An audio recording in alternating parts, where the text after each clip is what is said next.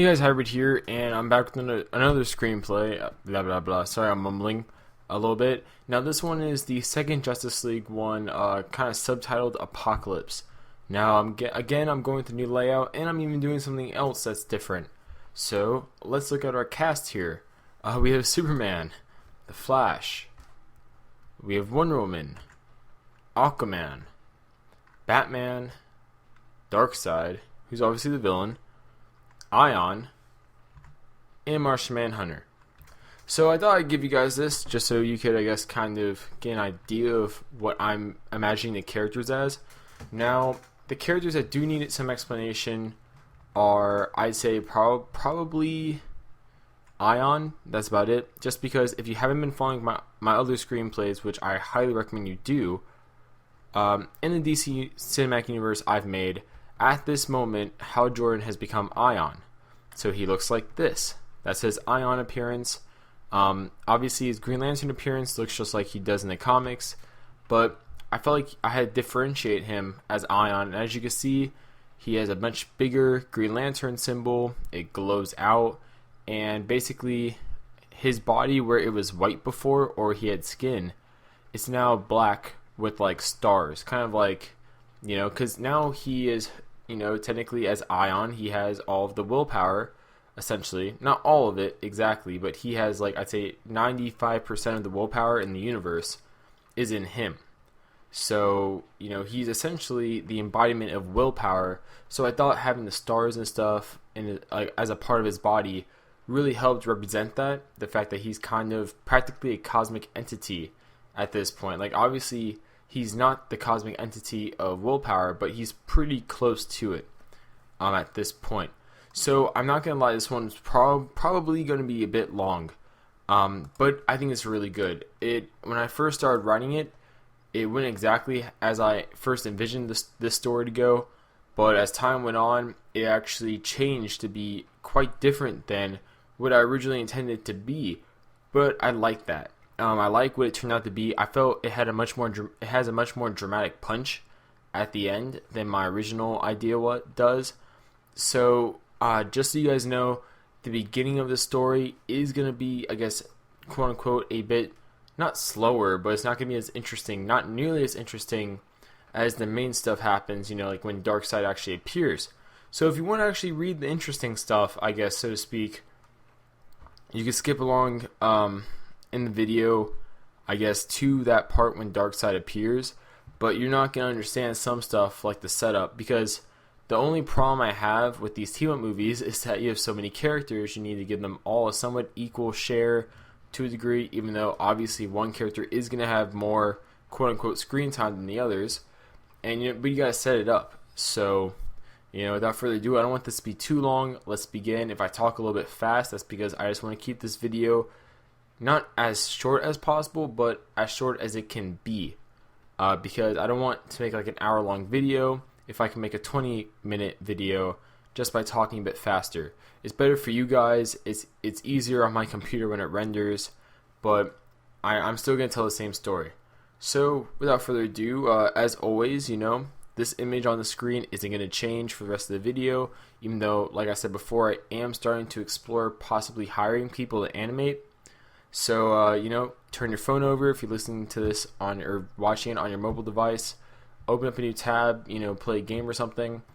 The purpose is not to view the video. The purpose is to listen to the story I'm telling you and envision it in your mind. Now, obviously, like I've said before, I highly recommend you check out the other screenplays, but you don't have to follow along with the story. I'll try filling it in for you, but, you won't truly get as great as an experience, I guess you could say, if you didn't follow the other ones. So without further ado, let's begin. So the film starts with Wonder Woman in Turkey, fighting a man wielding the mythical adamantine club of Heracles. Now, if you remember from the ending of the Wonder Woman screenplay, the second Wonder Woman screenplay, subtitled Olympus, this takes place directly right after that. Now, also at the same time, Metropolis, one of the high-speed rails, are experiencing an error due to signal/electrical interference, which will cause it to speed much faster than it should be on the rail's curve, which will cause it to, fall off. So it can't slow down fast enough. It's going through issues, like I said before, and Superman detects this and heads over to stop the train. Now in Gotham City, Batman and Robin are stopping a drug exchange at the Gotham docks being run by the Red Hood gang.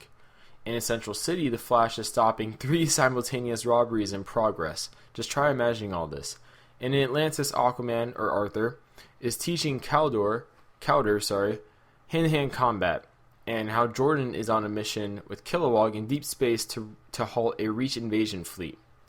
So all this stuff's happening all at once, and as each hero progresses with their current, mission or activity, so to speak, the screen, in the movie would alternate between each hero doing, their task, ending with Wonder Woman knocking the man out with a kick, Superman catching the train in midair, Batman and Robin capturing all the criminals at the docks, Flash catching the last thug trying to escape, Aquaman finishing up with Cowder, and Hal Jordan, who's now Ion, like I said earlier in the beginning of this video, destroying a whole fleet of Reach warships by himself with just one powerful energy blast.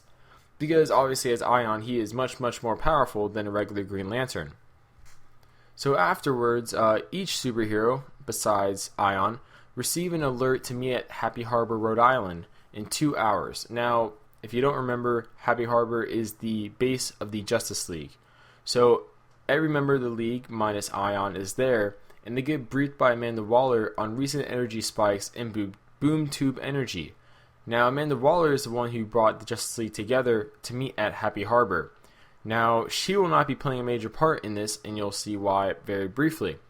So the Flash asks if, this is due to, him, because if you didn't remember, part of the Flash's origin has to do with boom tube energy, and as part of bending space-time, blah blah blah blah blah. I could go really deep into it, but it's going to take a lot of time, so if you want to know more about it, go listen to my Justice League screenplay. But before Amanda Waller can actually respond to that, Batman interrupts, saying that Flash has nothing to do with this at all. And then Batman proceeds to kind of take over the situation, so to speak, explaining everything else, much to the annoyance of Amanda Waller. So Batman explains that with Project Shell, which was in the first Justice League screenplay, which was a project that Wayne Enterprises was working on, they're able to detect several concentrated areas of boom tube energy getting stronger over the past few days, while Batman himself has been personally monitoring a strange communication signal being sent to Metropolis from an unknown source, which isn't from this, universe, so to speak. So Superman immediately suggests they look into the unknown communication, as it may be related to the recent increase in boom tube energy concentrations, as they look at energy charts, and they see that it's been spiking a lot more recently in certain areas, and it's been getting more powerful, or not more powerful, but obviously more concentrated in certain areas also. So Waller says that Argus will send a recon team to investigate, provided Batman give the coordinates, but Batman rejects her, saying that the Justice League will privately handle this, as she has another matter to attend to, somewhat hinting at a secret that Batman knows that Waller has. So Waller leaves, and Batman gives orders next on how to proceed, starting with them hacking LexCorp satellites and hidden projects that Lex Luthor might have, because anything regarding Metropolis, Lex Luthor essentially knows about. So Batman, believes that Lex Luthor might have some information on this in his files, which obviously he isn't giving out to the public. Superman doesn't approve of this, saying that they don't have the authority to hack into LexCorp systems without permission, to which the rest of the Justice League agrees with Superman. And Batman dismisses this plan, instead deciding to get a closer proximity on the unknown signal, just spending more time trying to focus on it. Now, later that night in Metropolis, Batman is actually in LexCorp, obviously hacking into their systems, using any and all information to gather more intelligence. And when he leaves via the rooftop, Superman appears before him with obvious disappointment. Now, Superman tells him that what he's done is wrong, but Batman chews Superman out, saying that another invasion from Apokolips with greater magnitude or the same magnitude has a chance of essentially destroying everything. And that Superman needs to realize that humans aren't like him. They're not invulnerable, they're not super strong. Another round of an invasion from Apokolips will just kill them. They don't stand a chance, essentially. And, Superman's taken aback by Batman's words, but, simply asks him if, Batman's actually found the source that the signal is going to. And Batman responds that he hasn't found where the unknown signal is going to, but he has, found the receiver. Now, I'm so sorry, I cannot talk today. Blah. At Happy Harbor, the Justice League gets their briefing. Wonder Woman and Superman will take point in case the receiver is a very powerful threat. The Flash and Aquaman will stay back in case, parademons appear or, Wonder Woman and Superman need backup, while Batman will manage everything else and use his resources to keep, quote-unquote, unwanted eyes from getting involved. Most likely meaning Amanda Waller and Argus, other governments, etc., etc. Wonder Woman and Superman head to the storage area that the receiver is at, and they're immediately attacked by parademons yelling, "Hail Darkseid." Now, Superman calls for the Flash and Aquaman to help control the situation, where they notice a strong yellow light, not that far away from them, which, kind of draws the Flash over to it. So he speeds over, where he sees Gordon Godfrey, Granny Goodness, and the Furies all kind of talking with each other. Now, as soon as the Flash appears, they stop talking and go on the offensive. And at the same time, though, Ion contacts Batman about the signal he just got, regarding meeting at Happy Harbor, which prompts Ion to dash back to Earth. Now, while a fight between the Furies, Parademons, Granny Goodness, and Gordon Godfrey with the Justice League occur, another boom tube opens up, taking everybody but the Justice League to an unknown location, which is obviously very confusing to the Justice League. So the Justice League decides to regroup at Happy Harbor, trying to figure out what's happening, where Batman finally says that he has a good idea of what's happening, because he's Batman and obviously he knows everything. Batman says that there's a United Nations summit in Metropolis tomorrow, and that he believes the Apokoliptian forces are going to go there and try killing all the world leaders, while in the process claiming the world as their own. Now, at this moment, Gordon Godfrey appears on the news ranting about the dangers of the Justice League and how they can't protect everyone. Now, if you've been following my screenplays, you know that ever since the first Justice League one, where Godfrey goes to Earth from Apokolips, he's been preaching, negative things about superheroes, kind of making people distrust them a little bit, not really have as much faith as they did before. So the Justice League contemplates the revelation that Godfrey is working with Apokolips, or the world of Apokolips, not the villain Apokolips, because that's X-Men. And at this time, Hal appears in front of everyone, surprising the League. Now, they're all wondering about his new appearance, because obviously, as Ion, he looks different than he did as Green Lantern. And he just kind of shrugs it off as, saying that he just got a promotion. Kind of being, not wanting to pay too much attention to it, because it's not that important at the moment. But he does tell them that he's now called Ion instead of just Green Lantern. So, with Ion now here, the Justice League makes a new battle plan, so to speak, against the forces of Apokolips once more. While at the same time, Batman and Batman and Ion have a private conversation away from the League. We don't know what it is about at this moment, but we will learn later. So with Ion, now Justice League, like I said before, on Apokolips, we see a shadowed figure give orders to his elite.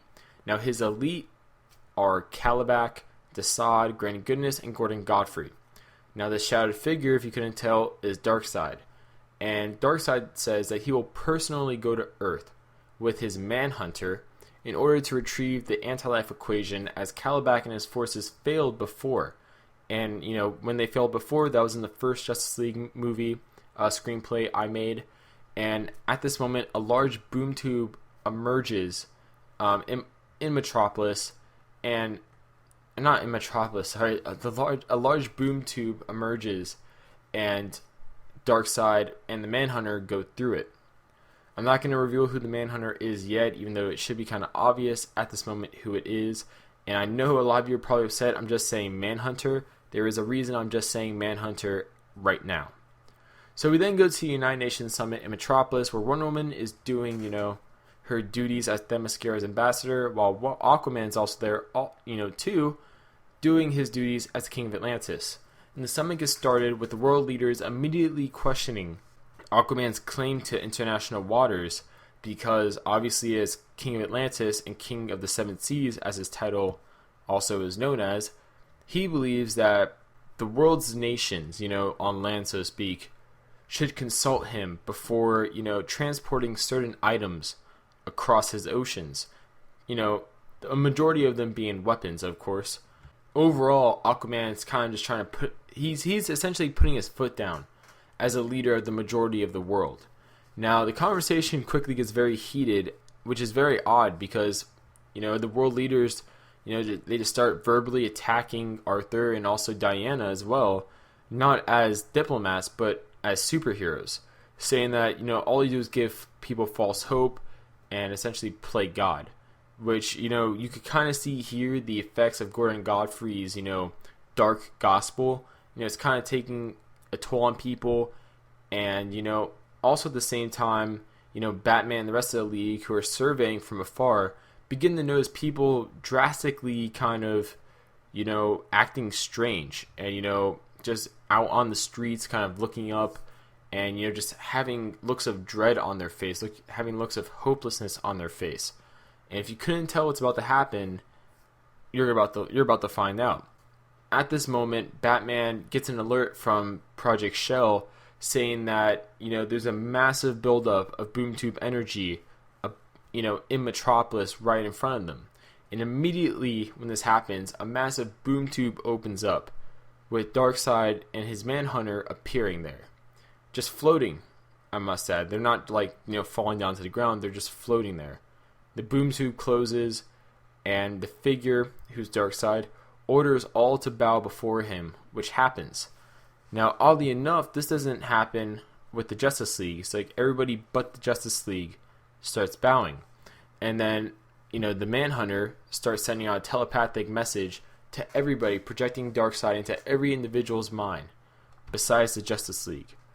Well, the Justice League gets they get the information too, but they're not kind of being influenced by Darkseid. They're just getting the information on Darkseid, so to speak, which really helps with explaining Darkseid to the general audience in the film, because this really helps you. You don't have to have a character just verbally say, Darkseid, leader of Apokolips, new god, etc., etc., etc., very powerful, very dangerous, etc., etc., etc.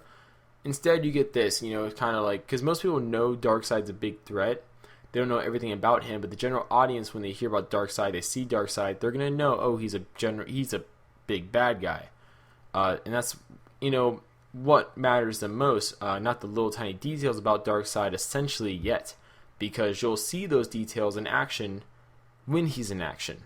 I'm a very strong believer in showing a character's abilities and potential and personality through his actions versus having a character just describe it to all the other characters, because I feel like that's really lazy storytelling, and I've been taught in my English classes before that in storytelling and literature that's a very lazy way, and the general literary community frowns upon that. So, like I said, the Manhunter telepathically projects Darkseid into every individual's mind, which also gives Darkseid some influence over every individual's mind besides the Justice League. And Darkseid starts, uprooting seeds of despair, hopelessness, and sadness that it turns out Gordon Godfrey had been, planting in people for the past 2 to 3 years since the first Justice League movie screenplay I wrote, where Godfrey first went to Earth. Now, oddly enough, the Justice League isn't affected. You'll learn why later. But Darkseid looks at the United Nations summit and the building in it, and he just kind of has a smirk on his face. And then Darkseid's eyes begin to glow red with energy, and he shoots his Omega beams. Now, Superman tries flying fast enough to, catch the blast, get in the way of the blast, because obviously in his mind, it's like heat vision or something. He doesn't know about Omega beams per se. He doesn't know how powerful they really are. But before he can actually get to it, the Manhunter intervenes, punching Superman out of Metropolis. So immediately we know the Manhunter is not, some sort of joke. He means business.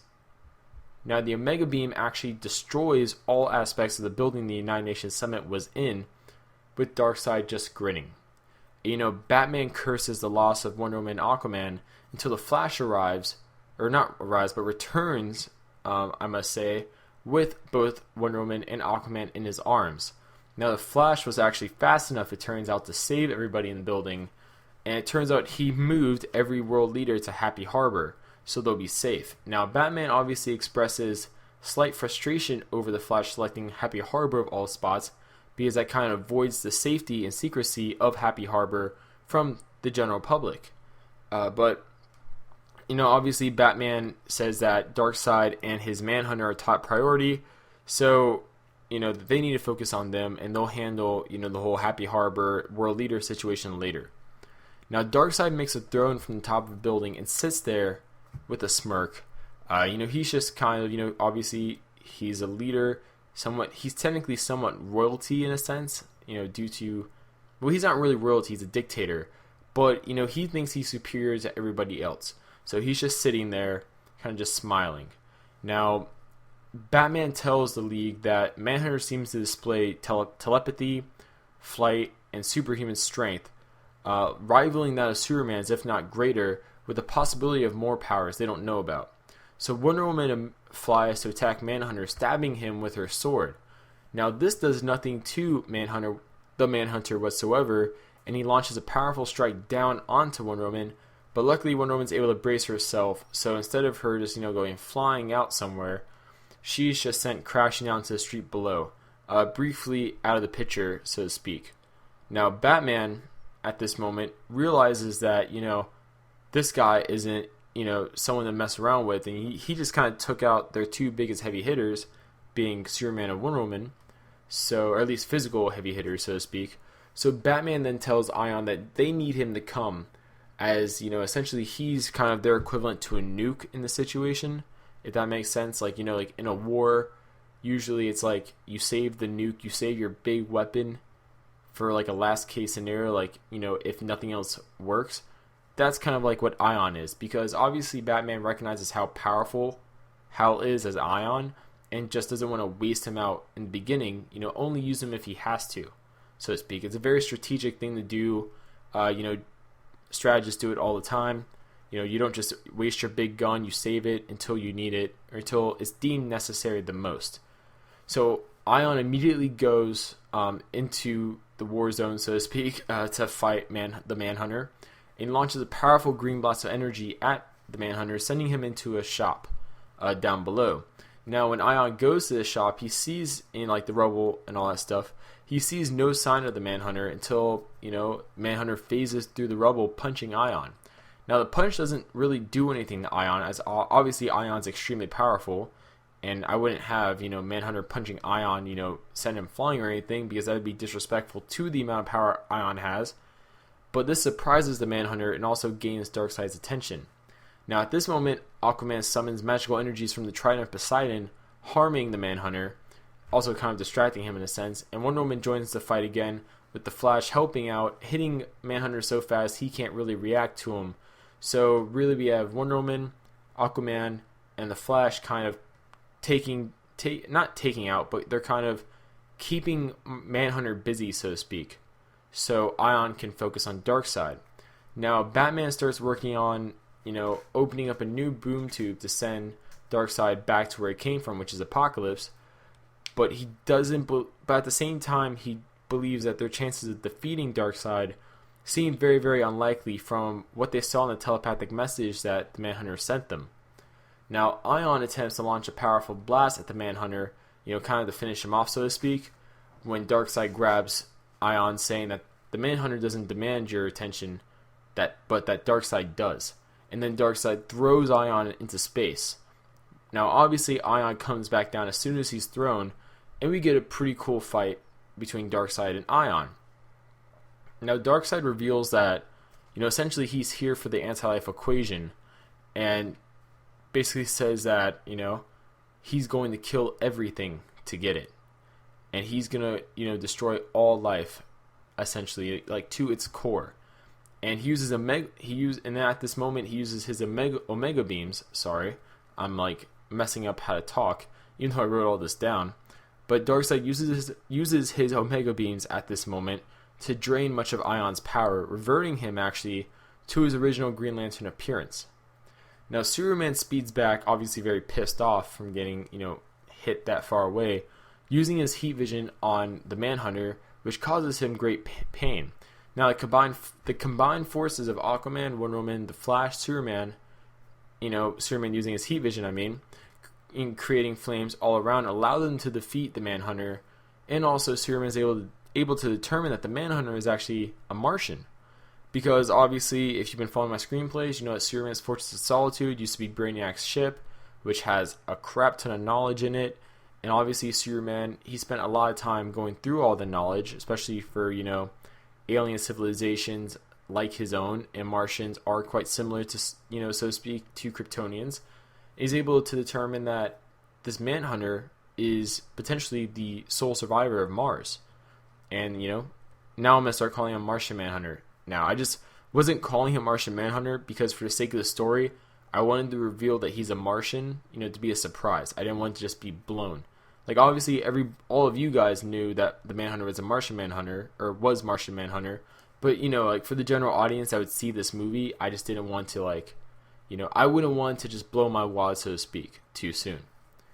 Now, Batman determines that it'll take about an hour to collect enough power to transport Darkseid back to Apokolips, so Batman calls his Batjet to Apokolips with a quote-unquote special gift. Now, Superman, Wonder Woman, Aquaman, and the Flash go to fight Darkseid with Hal Jordan, but Darkseid, with a swat of his hand, essentially making a very powerful shockwave, breaks the Flash's legs. Like, the force of it just breaks the Flash's legs.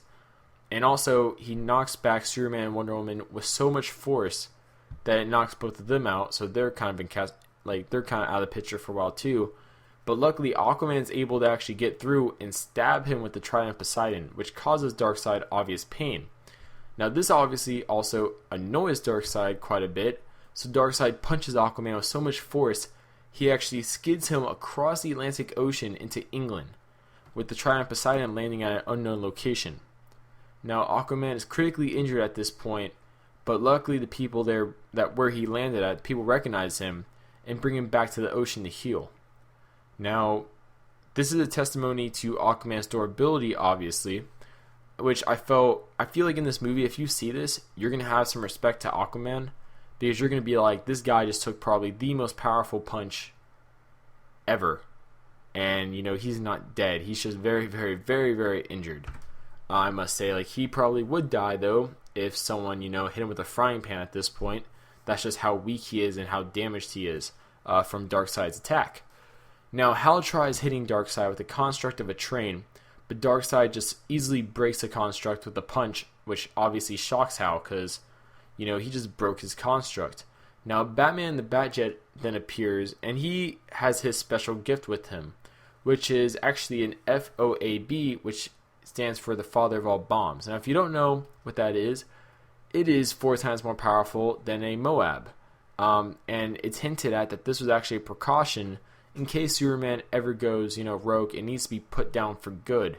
Because obviously this weapon is more than enough to do that, just to make sure Superman is dead. Now, and obviously Batman's always prepared, so obviously he had one of these, just hanging around.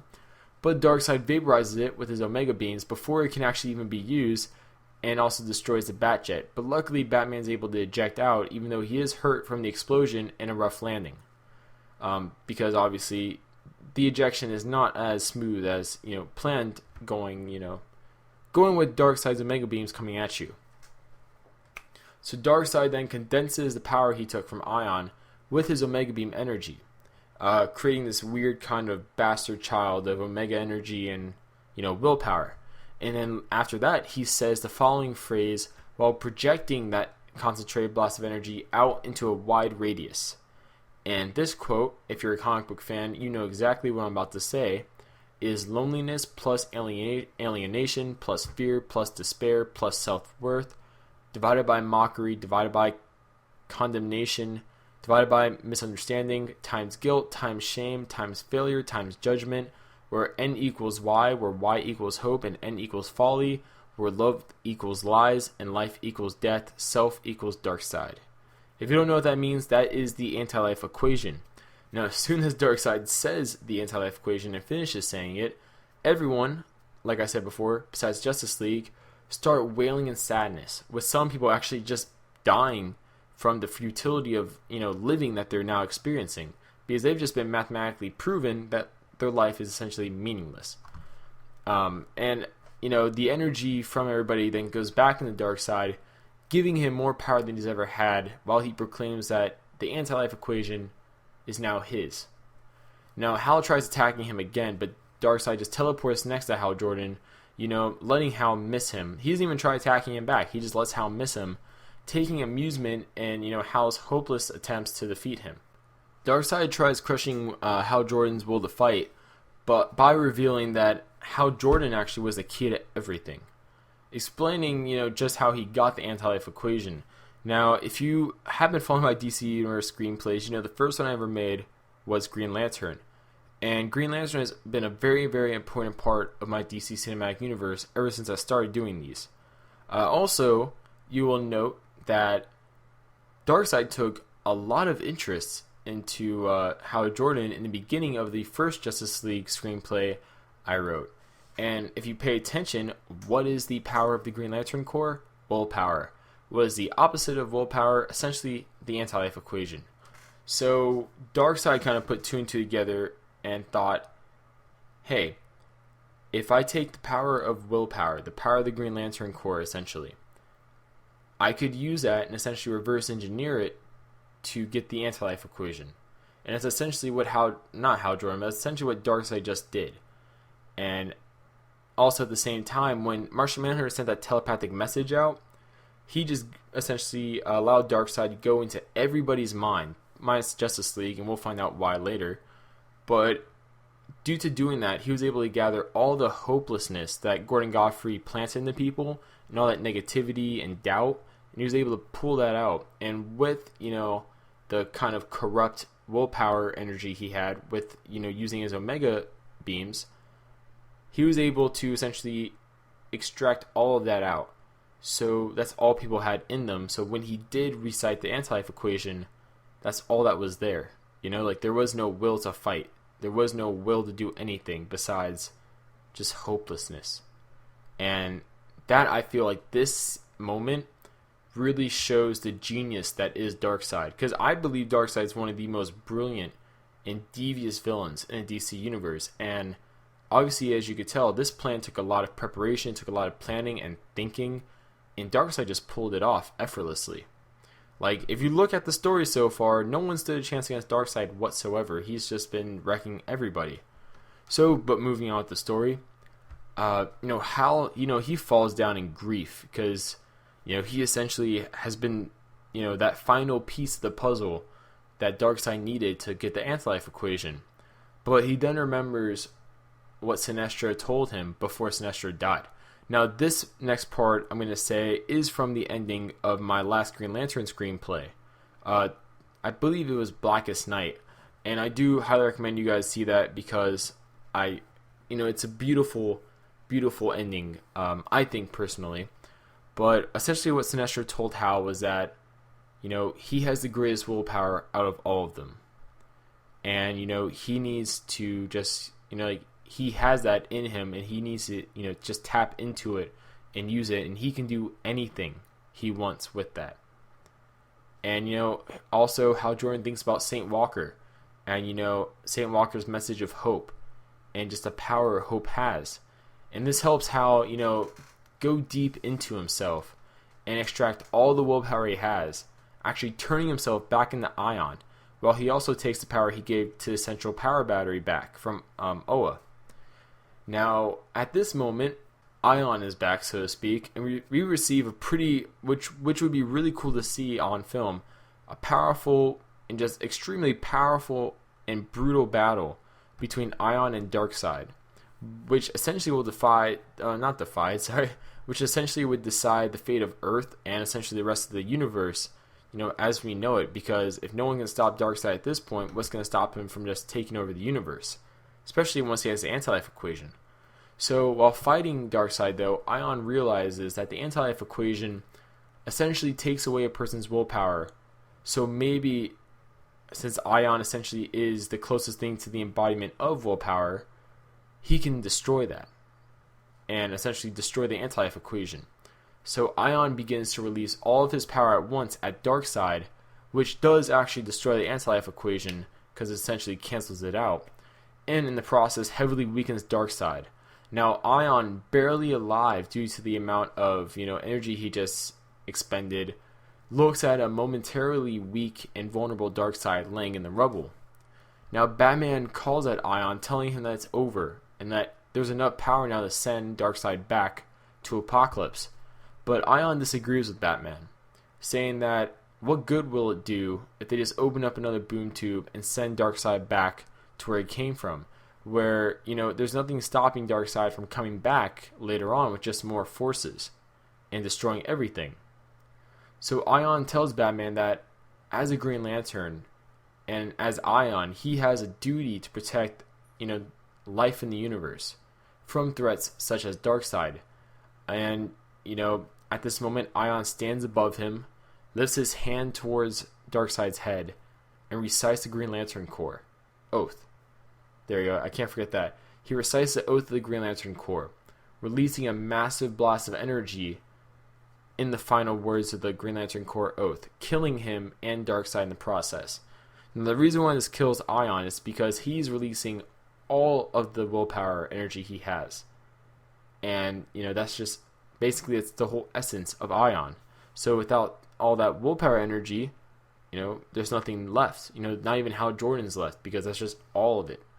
So with the death of Darkseid, everyone in Metropolis, and essentially the world that, obviously Darkseid was affecting, start returning to normal. And also Martian Manhunter similarly awakes up too, now fully himself, and he actually helps the Justice League while telepathically explaining what happened to him. Now the reason why I have Martian Manhunter doing this telepathically is because if you know anything about the Martian Manhunter mythology, you know that Martians talk telepathically. And since this is Martian Manhunter's essentially first time being on Earth, he doesn't know that they talk primarily, verbally, non-telepathically. So we get a brief little history on Martian Manhunter, where essentially we learn, his people, died. They're portrayed by a member of their own. And it's very, very simple stuff, because I don't want to give it all away, because if I do a Martian Manhunter screenplay, I'll go more into it. But I do give enough that you can understand it. So essentially he's betrayed, his race is betrayed by one of their own, and in the process, Martian Manhunter is taken as a servant of Darkseid, and corrupted by Darkseid, which is essentially being brainwashed, and that's how, Martian Manhunter became the Manhunter that, we saw in the beginning of this, just in this story, which essentially was like a bodyguard, kind of the brute for Darkseid. And also, but Martian Manhunter does say, though, that he was at least powerful enough to protect the Justice League, which is why the Justice League was not affected by Darkseid when Martian Manhunter sent out the telepathic message for Darkseid, because, he at least had enough power in him to do that much, even though it wasn't, obviously a whole lot. But it was just enough, like it was a little bit, just to help out as much as he can, because Martian Manhunter is a good person on the inside. And then Martian Manhunter flies off saying that, he doesn't belong here. And, he goes off in search of more of his people, because he does believe that more Martians are still alive and that he can't be the only sole survivor. So, the heroes, and I'll follow that story more in his independent, solo screenplay story. But the heroes mourn the death of Hal Jordan and conduct a funeral for him. And, we go after that weeks later to Batman back at the Batcave, where he sees a letter Hal gave him earlier when they were talking. I remember I mentioned earlier when Hal came back as Ion, him and Batman kind of went to the side and had a private conversation. And one of the things that happened was Hal gave Batman a letter. Now, the letter, Batman finally opens it.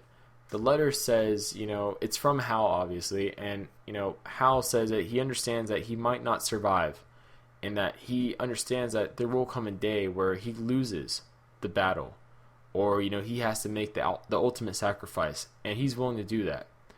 But he wants, to say a few things first. And, the first thing on his list is he wants Carol Danvers to know that he loves her. Did I just say Carol Danvers? Sorry. He wants Carol Ferris, to know he loves her deeply. And, if it turns out, he doesn't die and he's able to retire eventually. He would like to settle down with her.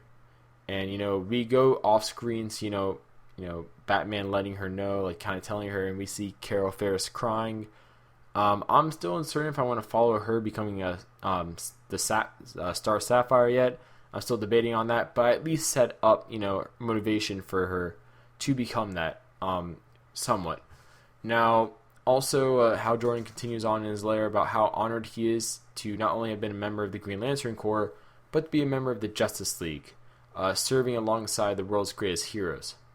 Now, at this moment, we don't get to read the whole thing, but, that's like a majority of the letter, because Batman has to put the car down and leave the Batcave, as, he has to respond to a, new crime in progress, so to speak. And that's the end of the film. Now, obviously, keeping up the tradition, there's 2 credit scenes, because this is a big one. The first one is Hal's ring emerging from the rubble in Metropolis in search of a new Green Lantern, which I'll follow up later on. I won't tell you when, but I will follow that up. And then the second one is Amanda Waller meeting with Lex Luthor to discuss a new global security program, as the Justice League is now acting independent from Argus. And Lex Luthor, and especially after the whole events with Darkseid, the world needs their own global security program more than ever, that they can actually rely on, that they know they're running, and isn't like a rogue team of superhumans. So Lex Luthor gives Amanda Waller a folder, and all you see on the folder is Cadmus on it.